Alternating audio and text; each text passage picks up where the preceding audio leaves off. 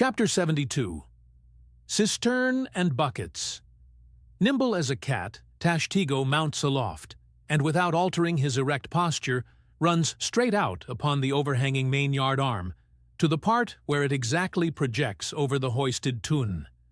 He has carried with him a light tackle called a whip, consisting of only two parts, traveling through a single sheaved block. Securing this block, so that it hangs down from the yard arm, he swings one end of the rope, till it is caught and firmly held by a hand on deck. Then, hand over hand, down the other part, the Indian drops through the air, till dexterously he lands on the summit of the head. There, still high elevated above the rest of the company, to whom he vivaciously cries, he seems some Turkish muezzin calling the good people to prayers from the top of a tower. A short-handled sharp spade being sent up to him, he diligently searches for the proper place to begin breaking into the tun. In this business he proceeds very heedfully, like a treasure hunter in some old house, sounding the walls to find where the gold is masoned in. By the time this cautious search is over, a stout iron-bound bucket, precisely like a well bucket, has been attached to one end of the whip, while the other end, being stretched across the deck, is there held by 2 or 3 alert hands. These last now hoist the bucket within grasp of the Indian, to whom another person has reached up a very long pole.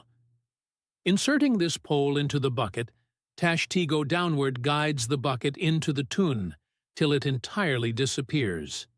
Then giving the word to the seaman at the whip, up comes the bucket again, all bubbling like a dairymaid's pail of new milk.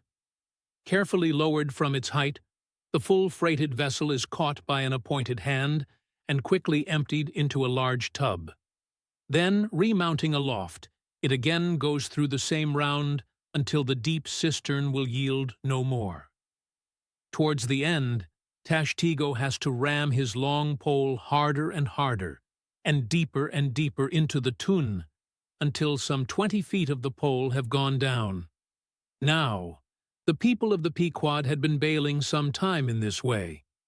Several tubs had been filled with the fragrant sperm, when all at once a queer accident happened. Whether it was that Tashtego, that wild Indian, was so heedless and reckless as to let go for a moment his one-handed hold on the great cabled tackles suspending the head, or whether the place where he stood was so treacherous and oozy, or whether the evil one himself would have it to fall out so, without stating his particular reasons. How it was exactly, there is no telling now, but, on a sudden, as the 80th or 90th bucket came suckingly up, my God! Poor Tashtego, like the twin reciprocating bucket in a veritable well, dropped head foremost down into this great tun of Heidelberg, and with a horrible oily gurgling went clean out of sight. "Man overboard!" cried Dagu, who amid the general consternation first came to his senses. "Swing the bucket this way!" And putting one foot into it, so as the better to secure his slippery handhold on the whip itself, the hoisters ran him high up to the top of the head, almost before Tashtego could have reached its interior bottom. Meantime, there was a terrible tumult. Looking over the side, they saw the before lifeless head throbbing and heaving just below the surface of the sea, as if that moment seized with some momentous idea, whereas it was only the poor Indian unconsciously revealing by those struggles the perilous depth to which he had sunk. At this instant, while Dagu, on the summit of the head, was clearing the whip, which had somehow got foul of the great cutting tackles, a sharp cracking noise was heard, and to the unspeakable horror of all, one of the 2 enormous hooks suspending the head tore out, and with a vast vibration the enormous mass sideways swung, till the drunk ship reeled and shook as if smitten by an iceberg. A one remaining hook, upon which the entire strain now depended, seemed every instant to be on the point of giving way. An event still more likely from the violent motions of the head. "Come down! Come down!" yelled the seaman to Dago, but with one hand holding on to the heavy tackles, so that if the head should drop, he would still remain suspended. The Negro, having cleared the foul line, rammed down the bucket into the now collapsed well, meaning that the buried harpooner should grasp it, and so be hoisted out. "In heaven's name, man!" cried Stubb. "Are you ramming home a cartridge there?"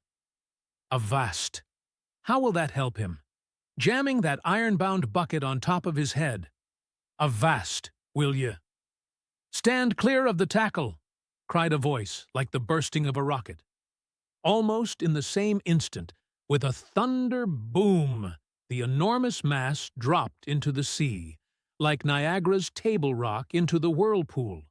The suddenly relieved hull rolled away from it to far down her glittering copper, and all caught their breath, as half swinging, now over the sailors' heads, and now over the water, Daggoo, through a thick mist of spray, was dimly beheld clinging to the pendulous tackles, while poor, buried alive Tashtego was sinking utterly down to the bottom of the sea. But hardly had the blinding vapor cleared away, when a naked figure with a boarding sword in its hand was for one swift moment seen hovering over the bulwarks. Next, a loud splash announced that my brave Queequeg had dived to the rescue. One packed rush was made to the side, and every eye counted every ripple, as moment followed moment, and no sign of either the sinker or the diver could be seen. Some hands now jumped into a boat alongside and pushed a little off from the ship. "Ha ha ha!" cried Daggoo all at once, from his now quiet, swinging perch overhead.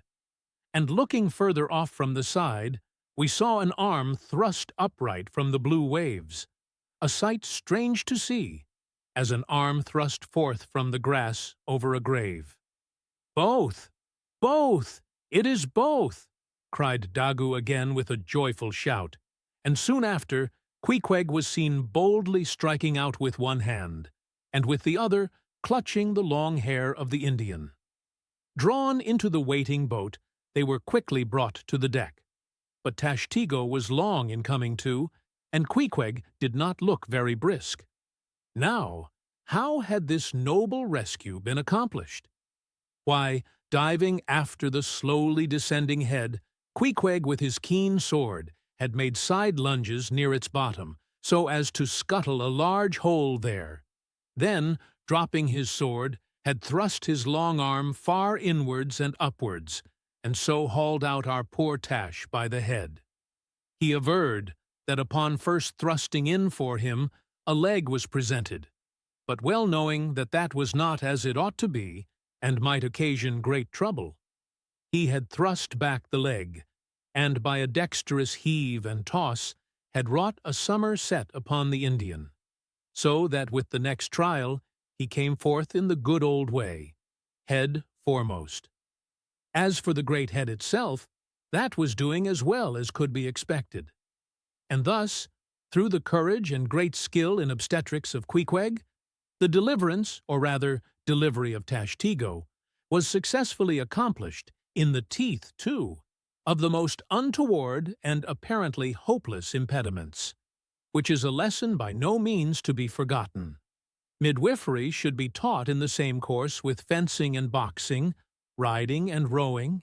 I know that this queer adventure of the gay headers will be sure to seem incredible to some landsmen, though they themselves may have either seen or heard of someone's falling into a cistern ashore, an accident which not seldom happens, and with much less reason too than the Indians, considering the exceeding slipperiness of the curb of the sperm whale's well. But, peradventure, it may be sagaciously urged, how is this? We thought the tissued, infiltrated head of the sperm whale was the lightest and most corky part about him. And yet thou makest it sink in an element of a far greater specific gravity than itself. we have thee there. Not at all, but I have ye.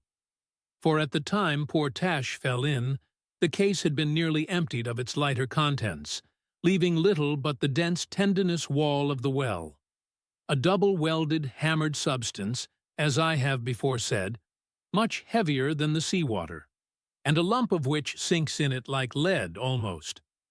But the tendency to rapid sinking in this substance was, in the present instance, materially counter-aided by the other parts of the head remaining undetached from it, so that it sank very slowly and deliberately indeed, affording Queequeg a fair chance for performing his agile obstetrics on the run, as you may say.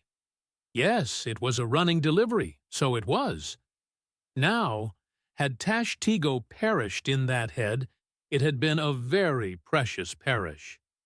Ing, smothered in the very whitest and daintiest of fragrant spermaceti, coffined, hearsed, and tombed in the secret inner chamber and sanctum sanctorum of the whale.